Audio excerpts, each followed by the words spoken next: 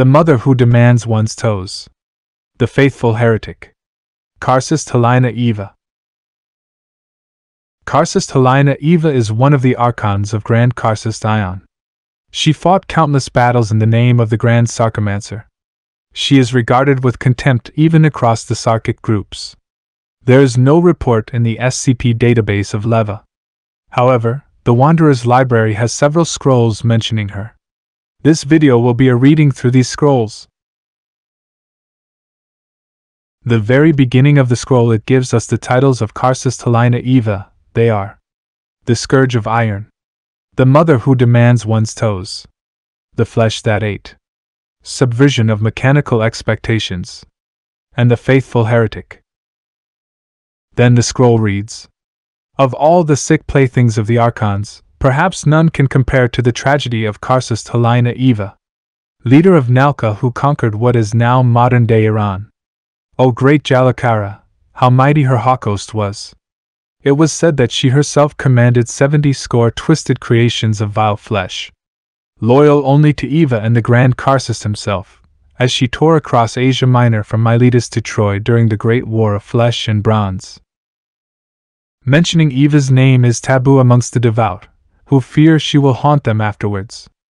O accursed one, why do you walk among us again? Next there is an illustration of a Greek artifact depicting Halyna Ieva. It is believed that they worshipped and feared her as Scylla, one of the two mythical beasts that impeded brother Odysseus' travels. The scroll tells us of her appearance and traits. It tells us that Ieva herself resembles a human woman of Middle Eastern descent, with raven black hair and dark skin. From the waist down, though, Ieva no longer resembles anything human in nature. Where her legs would be instead lies a writhing mass of tumorous blackened tentacles like the arms of an octopus. Such appendages are both prehensile and dexterous. As to be expected of a Karcist, Ieva is capable of powerful lihakoteke, the art of Sarkic Fleshcraft. Using it, she can cause rapid growth of any life she wishes. Her wounds close automatically. Her gaze instigates tumorous growth in the flesh of others. Her breath spreads infections. Perhaps most importantly, her voice can control her hawkhost, an army of mindless flesh beasts carved from the remains of her fallen enemies. Such a deadly combination of rapid infection and tumor growth in her enemies alongside her swarm of abominations makes survival slim for those who draw Eva's ire. Next, the scroll describes her march and battles. It reads, during her infamous death march across Asia Minor, Karcist Ieva proved herself to be a dauntless leader and fierce combatant. She led her horde from the front lines. She often spared none, taking the soldiers of her conquest into her hawkhost, after which they must pay a price of flesh. Such payments generally take the form of one's toe, making humans her particular choice of prey. The next scroll contains details about her history and origin. It reads, writings and artifacts dating to the late Bronze Age collapse have indicated that a Nalka woman led an army of raving fiends, toppling the ancient cities of Miletus and Troy in what is now modern-day Turkey. However, the army was stopped while attempting to cross the Dardanelles en route to Gallipoli. Devout followers of Wan ambushed her slow death march, hurling naphtha and firing weapons of the gods. In her attempt to press forward, Eva's hawkhost was utterly torn apart. Her fleets of abominations sunken by war machines larger than the Rhodian Colossus, taking their Karcist with them. Ieva was declared lost, another casualty of the ongoing conflict. Witnesses report Ieva weaving a cocoon of flesh around herself, enveloping herself fully before she submerged into the waters. Attempts to prove she had died have proven unfruitful, namely due to the lack of anyone willing to go near her cocoon. Next paragraph shows us that Leva mutated her own followers to make them more capable in combat. It reads, Eva's followers have had their feet or legs forcibly removed, typically by the Karcist herself, and were subsequently cursed by flesh magic with suitable replacements. Examples of replacement extremities have included human hands, large abnormally shaped tumors, fluid sacs capable of creating pseudopods, club-like osseous protuberances, tentacles, A single large human foot with all toes removed, and long braids of black hair which twist themselves into the shape of a human limb. The scroll then warns of approaching her. Seeing that Lady Eva is supremely hostile, conflict is inevitable. We urge any and all fellow beings to seek shelter. Currently, Brother Ganymede is advocating for permission to use the ways as a means to escape, but the current consensus is that it poses too great of a risk to the library herself. Understand that we state this with a heavy heart, perhaps hearts, for we hate to lose our fellow book lovers. However, Eva has not been shown to be of rational thought, and an entity that can force His Holiness Bumero into retreat cannot be allowed to tarnish these glorious halls. We therefore propose an alternative method of escape. Carry with you a small satchel with an assortment of toes. Due to Eva's love for such appendages, it acts as a bait for her abominations to go after while you flee for safety. Out of the several hundred entities that have used this tactic, even the rather sluggish Dawn that wants citrus has managed to escape her holocaust. As of recently, Eva has returned, bringing pestilence and disgust with every step.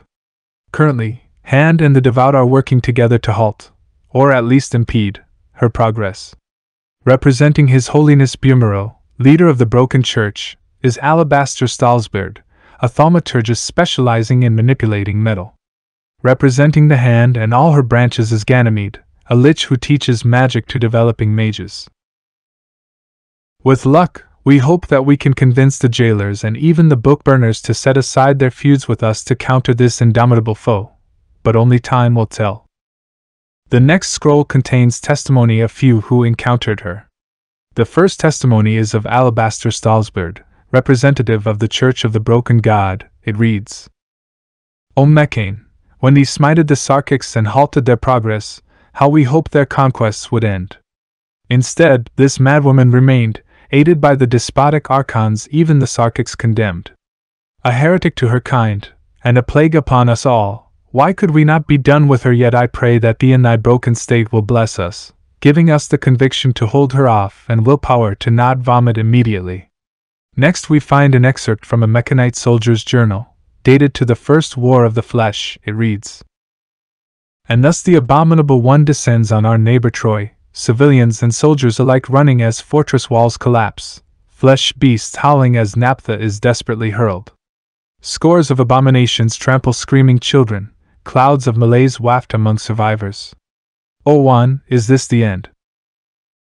The next article is an interview between a Nalka priestess and Sister Io. It reads, Oh, how we hate her! The accursed faithful heretic, she that embraced those cruel archons, she that let power blind her vision. Lord Ion himself could not contain her, she who let depravity define her actions. She who brought shame to the Nalka name.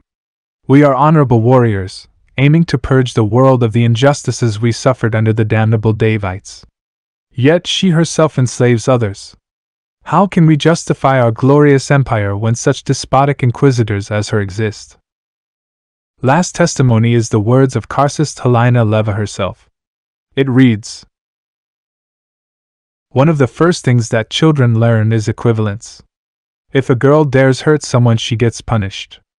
If a boy dares insult someone, he gets punishment. Toes, I believe, are the ultimate insult, something so infuriatingly useless, yet so priceless. After all, we are only born with a set amount of them. We reveal those who lack toes as we do who lack limbs, for the infirm are incapable of performing work at an ideal pace. Why, then, can I not exact my vengeance on those who have what I cannot? You who mock the toeless, understand that I will come and harvest thy appendages to exact equivalence. You cannot discriminate if no one is different. At the end of the scrolls we find a comment of doubts by a scholar of the Wanderer's Library. It reads, The question remains, where does the truth end and the legend begin? It is impossible to determine whether her death march was so frightening due to her tactical genius and combative prowess or through sheer luck. She always appeared to strike when the opponents were most lax, causing some to suspect her combat abilities to have been artificially inflated by her Greek foes who were embarrassed by their losses. Furthermore, Her current hawkhost is nowhere the size of the one described in legend, which means that she may not be as difficult to manage as the epics indicate. With that said, fighting her is sure to be a suicide mission, and as such we still advocate seeking safety until our joint forces can halt her progress. Finally, Eva claims that her actions are led on from childhood abuse.